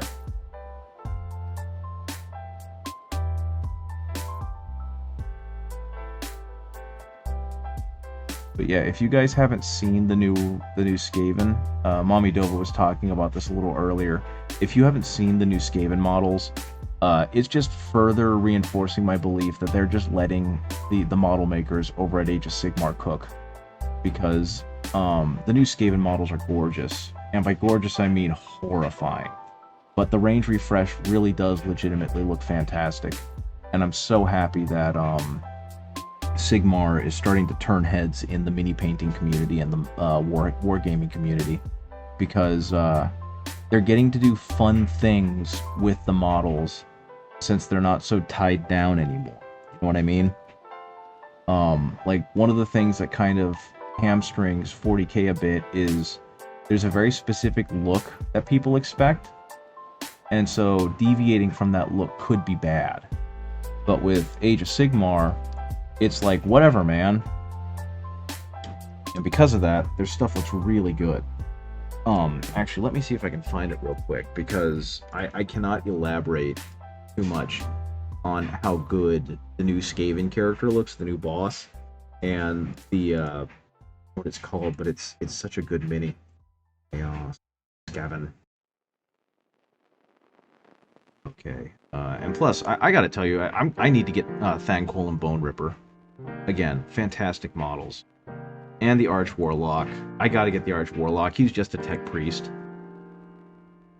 Okay, let's see what we got here. Window cap. Not image. The window capture. Here we go. Bam! This is Vizix Scour, the Prophet of the Horned Rat. That is just such a cool mini. He is so good looking, dude. I cannot wait to eventually paint this guy. Look at him. And of course, with new painting techniques and all that fun stuff, you're just getting this absolutely amazing looking model. All of the detail, all of the gentle shading. The Heavy Metal team just keeps putting out better and better stuff. So yeah, I'm really excited for that. And then you got like the Brood Terror. Look at this thing and tell me that's not the most horrifying thing you've ever seen. I love it. It's so disgusting. And again, the paint job might be literally combines a master molder with one of their largest, most destructive creations. It really does. I think that's supposed to be him right there in the middle. But it's so good looking. It's such a horrifying mini. All of the like loose flesh that's been grafted on. It looks so angry. And then you got this Arch Warlock that legitimately just looks like a tech priest. That is just a scrungly little tech priest, and you can't tell me otherwise. Have you seen the actual size of him? Yeah, he's Vizix Scour is definitely Demon Primarch sized. He is huge. Let's see what size base they say he's on. Let's go down here. 130mm round base. He is a big boy. And there are these great shots of him. Hey, there's a Master Molder. Look at that. Amazing. There's some great shots of him out in the field when they were doing like their promotional art, and it's just, everything looks so good. I cannot wait to own these guys, because that's what's gonna happen. I'm gonna have to go Skaven, and they're gonna be like the worst kind of Skaven. The only thing I'm kind of sad about, oh, there they are. I was about to say, the only thing I'm kind of sad about is that the Plague Monks really aren't a thing anymore. And I get it, because I mean, look at how old these models look and how simple they look. And it's not a bad thing, because they're really cool. I actually love the simplicity of Warhammer Fantasy. But there's definitely a big increase in quality recently, right? The level of detail is just off the charts compared to what they were dealing with. But again, it's all about personal taste. I really like the old models, and I really like how a lot of what made Warhammer Fantasy work and the game pieces work is that they gave you just enough to kind of represent what you were seeing in your head and extrapolate on it, but it still left so much to the imagination of what was going on, and I thought that was super cool. Speaking of super cool, I forgot to paint the knife. So I'm going to paint the knife. And again, this is just a matter of hitting it where I think the light would most likely reflect off of the knife. So I'm going to do some edge highlighting. And this flat plane would probably be where most of the light would reflect off the knife, so that's going to get it. And then we're going to do the underside of it. But yeah, I'm excited to get Visik Scour at some point. That's going to be an amazingly fun model to paint. Okay, add a little bit more. And you guys, if you haven't seen it already, are about to get a crash course in some very poorly done non-metallic metal. Go ahead and hit it with a little bit more of that gray. And you can see what it's doing is it's creating a slightly brighter highlight. But I'm also not trying to hit all of the same spots, because if you do, you end up making it too bright and it doesn't really read. So I'm just doing very gentle passes over smaller areas to try and simulate concentrations of light. And if I do it right, it'll end up looking like rusted, shitty metal.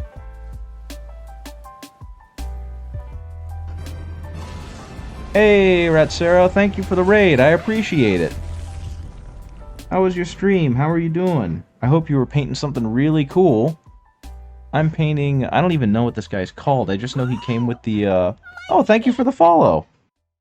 Thank you very much. I'm Ben Repaints. I am a Rats bro. At least right now I am. I just bought the Skaventide box not too long ago, and I'm finally getting around to painting some of them. And first of all, these models are awesome. We were also painting Skavens. Fantastic. Were they from the new Skaventide box, or were they older Skavens that you had? Oh, thank you for the follow. Thank you very much, guys.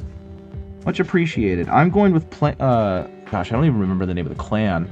I am so new to Warhammer Fantasy and Age of Sigmar that I'm just kind of learning as I'm going.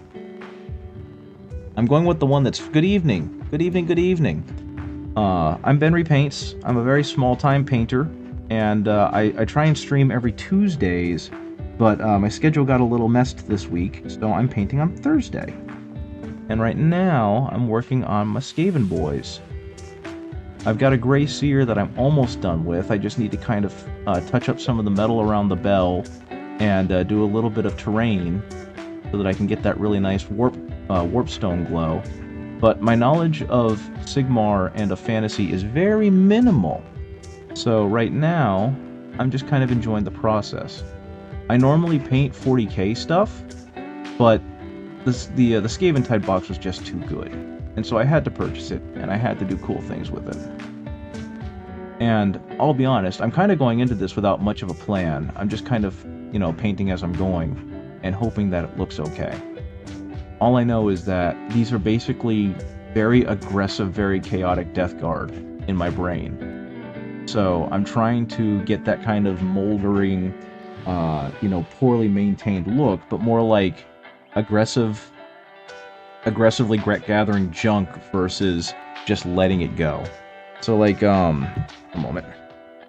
This is the Grey Seer that I was working on, and for the most part he's done. Like I said, all that's really left is the base. And so hopefully he's going to continue. This is just like a good test model, and the rest of my hero models are going to look this good. I'm eventually going to do the rest of the clan rats, but they're all going to be speed painted.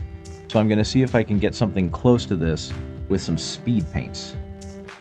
Right now, though, I'm just kind of messing around with it, trying to push and pull it a little bit to see where I can you know, get some better highlights out of it before I move on. I'm in that weird space where I'm like, is it good enough? Is it not good enough? I don't know, but I suppose I'll find out very soon. Because I have yet to play Sigmar. If you guys have played Sigmar at all, please tell me, how is Age of Sigmar? How is 4th edition? I've never done me a 4th edition. I've never done me a... Actually, I've never played Age of Sigmar. I owned a small amount of Nighthaunt from, I believe it was the 2nd edition launch box. And then I got myself my hands on some Stormcast from the Dominion box, but they're still sitting new on Sprue. And then I bought Skaven Tide, so now I've got the Stormcast from that, which were kind of a happy byproduct, and I've got the Skaven from that, and this is really making me want to try out Age of Sigmar. So, if y'all are interested in telling me, how is Age of Sigmar, especially compared to 10th edition 40k?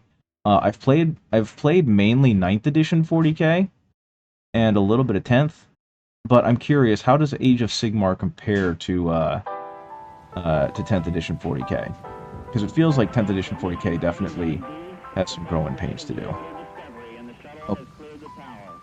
Now, in terms of this armor, what I think I want to do next is rust it out a bit. So I'm going to take a little bit of dark brown by mixing it with black, and I'm going to water it down a whole lot.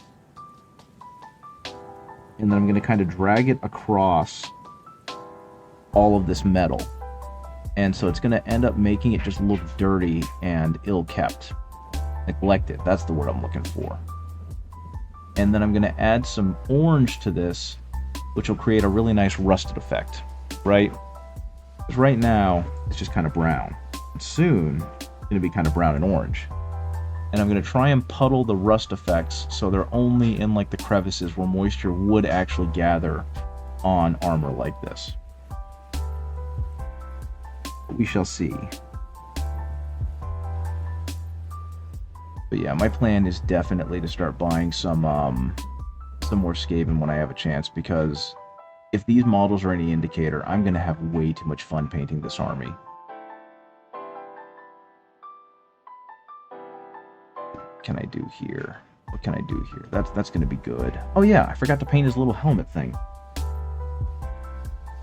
What can I do with this? We're going to go ahead and add some more white, some more heavy gray, some more black. It's going to make, hopefully, a nice dull highlight color for his helmet. Oh, this is going to be a lot brighter than I mean it to. Yep, there we go. This is what happens when you don't practice with your paints. You just start mixing things willy-nilly. Hopefully this will continue to look okay. And actually, anyone who has more experience with the Skaven than I do, what model is this? I just kind of grabbed him. I was like, okay, it's a dude with a gun. I'm going to paint him next. But I don't remember for the life of me what this model is actually called. So if anyone knows, I would greatly appreciate an answer. I guess I could look him up again, but I think he's exclusive to the Skaven Tide box. So unless I start looking up the Skaven Tide box, I'm not really going to be able to find it again. Actually, I think I accidentally did a really good job with that, so he needs to be brighter, not duller. And I still have no clue what color I'm actually going to paint his fur.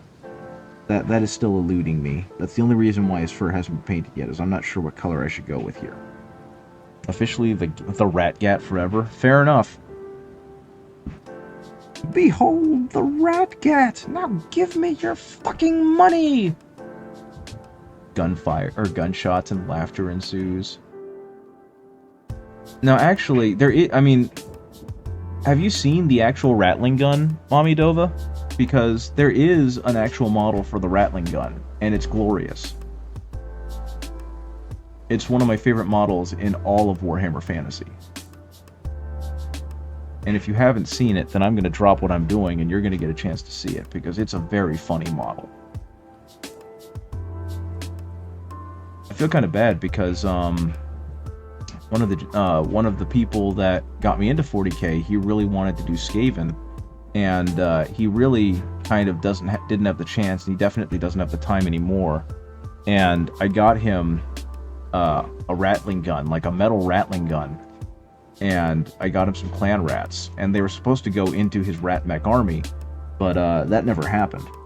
And he actually told me the last time we hung out that he still has the clan rats completely unopened, and that he's strongly considering just giving them to me and letting me paint them for this army.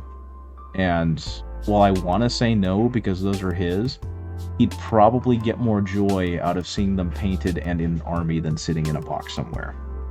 So I'm probably going to have to take him up on that offer.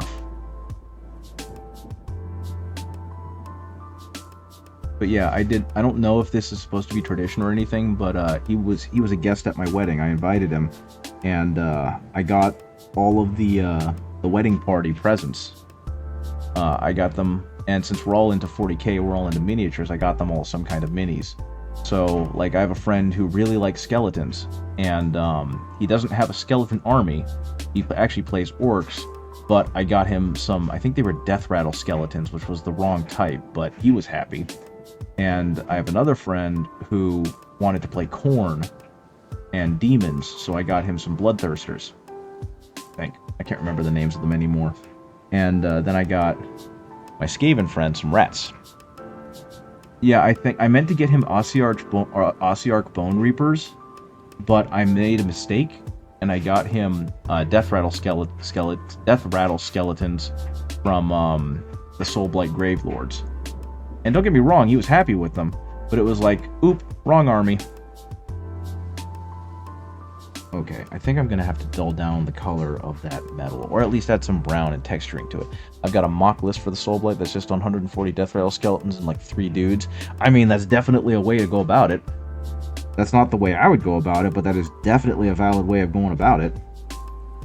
Admittedly, a very funny way of going about it. It's kind of like the all guardsmen army that was legitimately just all guardsmen. 300 guardsmen for 2,000 points or some crazy number like that. Okay, so I'm going to start adding some orange to this. It's kind of in strategic places, so that I'm going more for neglected and made out of garbage than I am like rotted, because that's something that Nurgle does, is they let things decay and rot. But in this case, it's more like scavenged off the corpses of people who they actually belong to.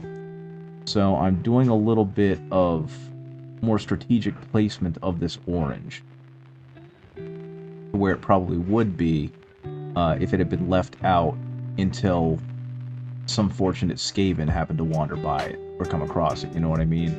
So this is more puddling than the previous one. The previous one was like all over the place. This one is going to be more like where the rust would kind of recess into the armor. And then the next one's going to be a brighter version of this. The whole thing with Death Rattle is they keep reviving models, so they just keep coming. The idea is to win by sheer numbers. Probably have more than like 200 to 250 total skeletons throughout the course of a game via reviving and heals. That's really funny. There's a lord for the skeletons in Warhammer Cursed City, isn't there? I think I've actually got him. What you're telling me is that you want to get like a whole bunch of those, and then 3 of the guy I'm talking about, and then that way you can just have an endless wave of Skelemen, which is really awesome. Okay, again, just having the orange collect around the places where it would, specifically in like the crevices, just in the area where moisture would collect. And hopefully when it fades back out, it will still look legitimately rusted over. But yeah, there's a couple of Skelly Lords, White Kings, very neat. Let me see if I can find them, because I've got the mini probably sitting right next to me in my toolbox, because I realized with the sheer number of minis for Cursed City, I'd need a better place to keep them. So I'm keeping them in a toolbox, and they've been magnetized. Okay, that's gonna work fine. That's gonna look great. That's gonna look nice and rusted over. Oh, My favorite is a name skeleton, though. Watch Captain Hallgrim. Makes them fat. Yeah, that's who I'm thinking of. Watch Captain Hallgrim. I painted him. He's from Warhammer Curse.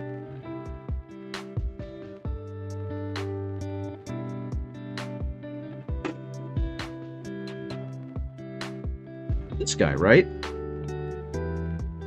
Wow, I did a good job on him. I forgot how good a job I did on him. But is this the one you were talking about? Yeah, I painted him a while ago. He's part of the Warhammer Curse City model range. I forgot, I actually decided I didn't want to do non-metallic metal on the Curse City range, so I didn't. And honestly, in this light, it looks fan-freaking-tastic. I'm pretty okay with that. And I've also got the Death Rattle skeletons done.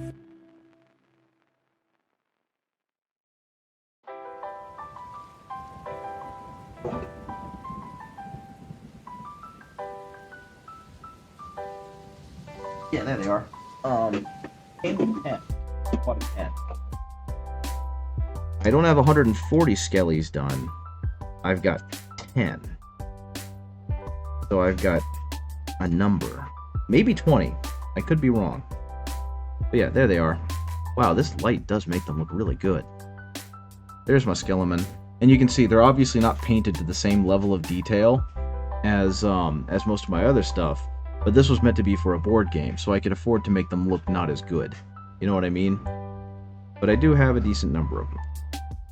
So that's kind of the idea. I'll eventually... They're deceptive, complicated. There's actually...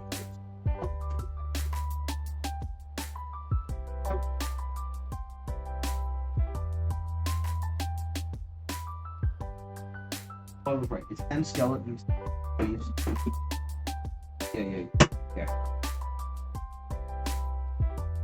Yeah, there's like a lot of little doodads on the armor, so if you really want to make them look great, you can.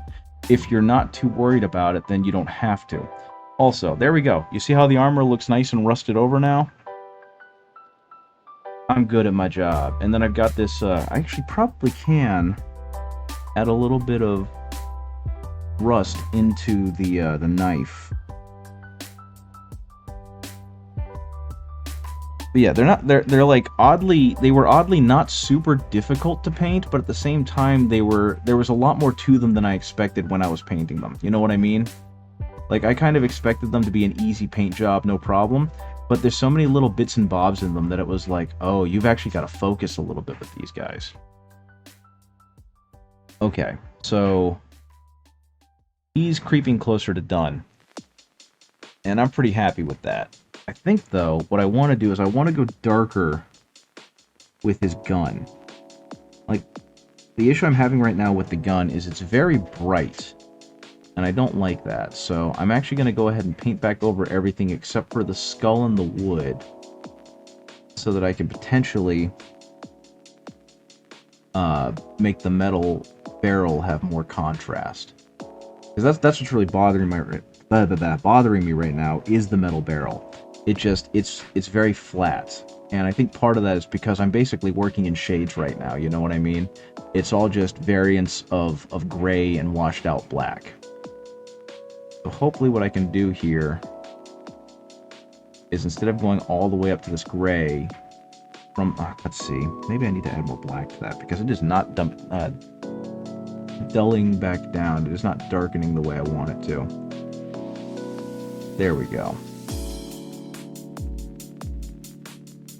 And again, all this is really doing for me is adding texture.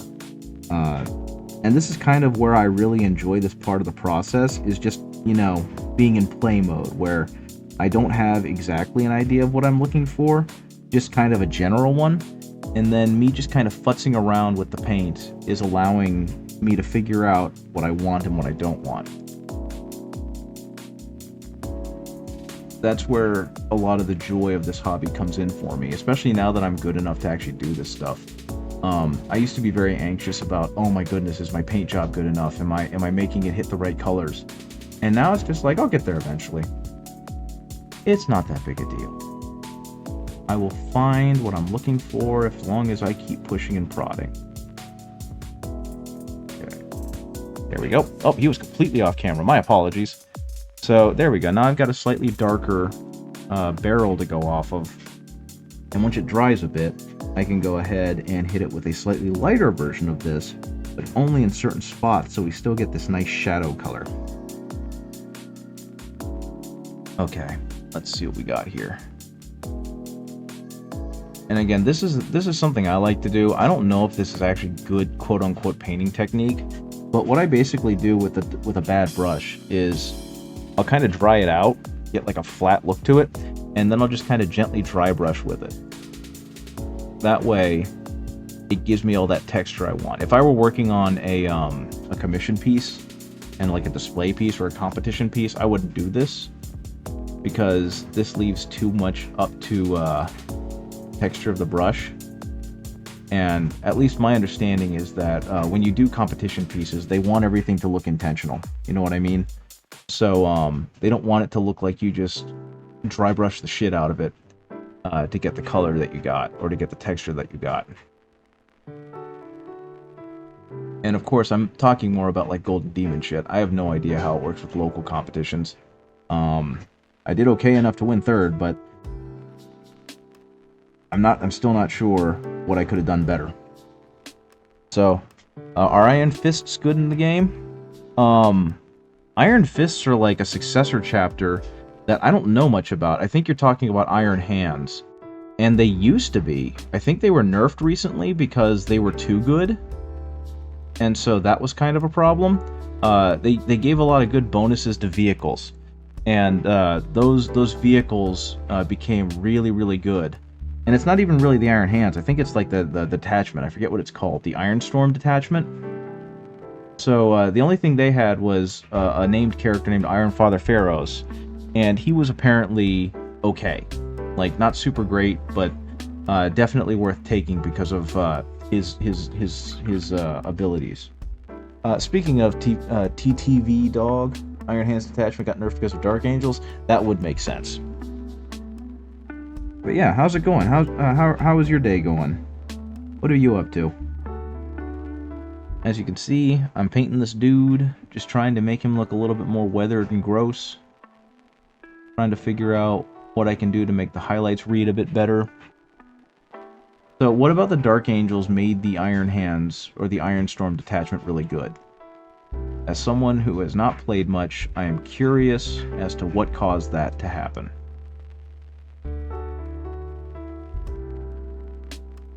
Okay. That's going to be good. Was it because of some of the vehicles that the Dark Angels had access to? Or was it because there was some broken... the Ravenwing vehicles for the most part? What were the Ravenwing vehicles? Like I said, I legitimately don't know much about the Dark Angels and their models. And as a Dark Angels player, you would know. So, if you could, please enlighten us. Specifically the Dark Shroud. What's a Dark Shroud? Again, no clue. Would love to hear. Because I know they've got like those land speeders, but I don't actually know what any of them do well. I remember in 9th edition, the Iron Hands had some really good abilities because they could like basically keep vehicles and dreadnoughts and whatnot on the field with a whole lot less effort. So they just made tanks even tankier. And we're gonna add a little... I think I'm gonna keep his gloves black. I don't know how I'm gonna make them stand out as black, but I'm gonna keep his gloves black.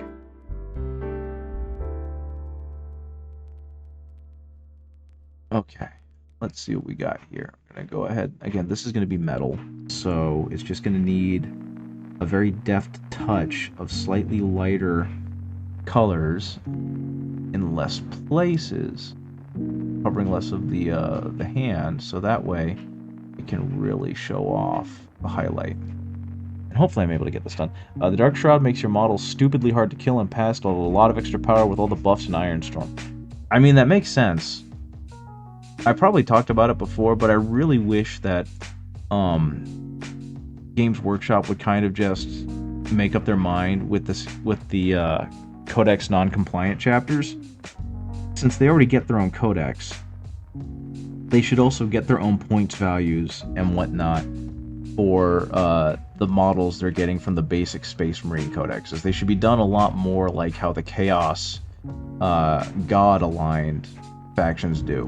Because, like, it would be stupid if, you know, Death Guard, for example, got everything that the Black Legion got and their own models, and got to choose whatever detachment from the Black Legion book or Chaos Space Marine book or whatever it got to choose from. The fact that Intercessors shrugging off Las Cannon Tough, that is ridiculous and way over the top. But yeah, the fact that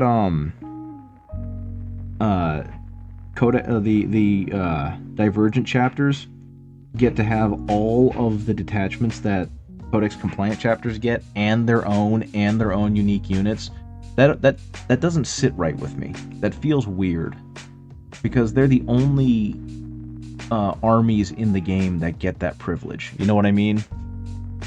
And that feels weird. Because, like I was just saying, the Chaos Space Marines don't get that. The Chaos God Space Marines don't get that. It just feels wrong that Dark Angels, Blood Angels, etc. get that. I think it would also open the door to more creativity with their armies and their detachments, because they wouldn't be able to rely so heavily on the Codex compliant detachments. But that's just me. I just feel like that's a weird inconsistency is all. Okay, same thing here. Just gonna hit this a little bit. There we go. Gonna make it a little brighter and hit a smaller area, and hopefully that will make the black leather gloves still feel like black leather gloves, but just with a little bit of a sheen to them. Now I will say, this dry brushing motion is not good for the health of your brush.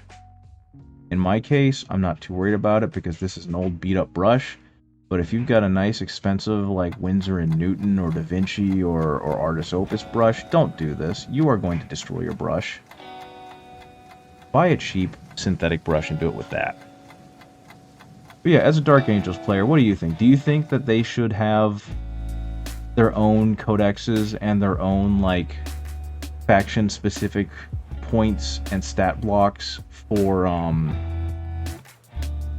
more limited model set, like how Death Guard and World Eaters and Thousand Suns do versus Chaos Space Marines? Because, like I said, it just feels weird that they don't. Okay. So, everything on... Oh, no, he's got a knee pad. I was about to say everything on this guy is pretty much done except for his fur and his backpack. But it's not quite there yet. Let's see what else I can do here. Let's get some more of that. Mix it back in here. I'm honestly pretty impressed with how much variety I've managed to get, given that I've basically used the same 4 colors over and over again. They kind of get those. They have their own codexes within the codex. Yeah, but that's the thing. They still have access to, like, everything that the Space Marine Codex gives them. And unlike, again, the example being the Death Guard, unlike the Death Guard or the Thousand Suns, who they don't get to use every single model that the Chaos Space Marines Codex has, and they don't get to use the Chaos Space Marine sub-factions, you know what I mean? So it feels really weird that, like, the Dark Angels and the Blood Angels and whatnot get to do that. That's kind of my big qualm there, is just that it feels wrong that they get to have all of that extra flexibility when no other sub-faction in the game gets that. Or no other faction in the game gets that.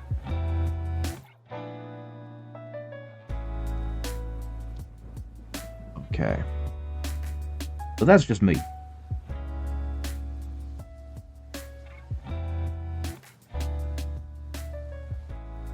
Like, I'm not saying that we should bully the Dark Angels and the Blood Angels and the Space Wolves, but I do definitely think that more emphasis should be put on giving them more interesting divergent chapters or something. Because right now it just feels like they get to have the best of both worlds, and they're the only army that gets to do that. Or the only armies, the only sub-factions, the only factions, the only... whatever you want to call it. The only armies with their own codexes. Okay, make that rust over a little bit. Again, be proud of how that's turning out. Good job, me. Very proud. Okay, what time is it? It's about 10 after. I think that's where I'm going to stop for now, because like I said, I've got some things I got to do. But this is how he's turning out so far. I really like this model. I like it a lot. I really like how the armor manages to work really well against the other colors. I'm really proud of the fact that it's got so much different variety in the color, while all being basically the same colors, right? In fact, Brazier, Ratgat. These are the two boys I got done so far. And I think they look pretty darn good. Quite happy with these. Okay. It's also been about 2 hours. That's about fair. So let's see who we can raid. I probably ought to get on Twitch and see if there's actually anyone there to raid. Boop, boop, boop. Boop. Let's go to Twitch. Let's go to Twitch. Who else could we raid here? Okay. It doesn't look like anyone's online. Let's find someone Warhammer related. Not War Game, but Warhammer. What fun content creators aren't there? Birthday painting, 18 plus tip. Tavern Keeper miniatures. Wait a minute, why is there sound? Can I please mute the sound? No, it's not letting me. That stinks. That's really weird. Oh well, there's me. I'm painting apparently. Actually, yeah. Let's go ahead and raid Faye's story. Do that. I'm gonna wait for that to load, and then I'm going to /raid. Wait, come on, please help police. I'm gonna wait for this these commercials to end though. It looks like I've got another few seconds, and badam. Okay. Go ahead and hit it. Bam. Bam.